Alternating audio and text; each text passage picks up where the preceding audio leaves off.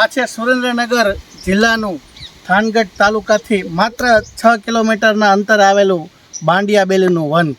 અને અહીંયા એમ કહેવાય છે કે વાસુકી નાગ જે કહેવાય એના ભાઈ બાંડિયા બેલીનું મંદિર પણ છે. અને ખૂબ સરસ જોવાલાયક સ્થળ છે.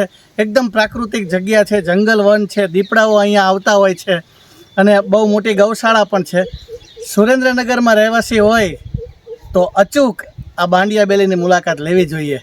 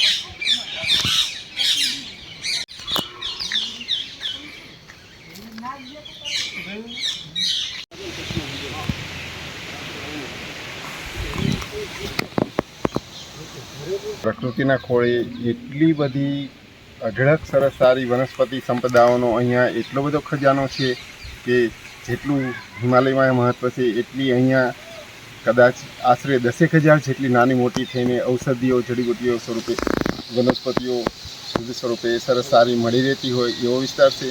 જે લોકો વનસ્પતિને ઓળખે છે, પારખે છે, જે લોકો વૈધો છે એના માટે ખાસ કરીને અહીંયા ખાસ મુલાકાત લેવી જોઈએ.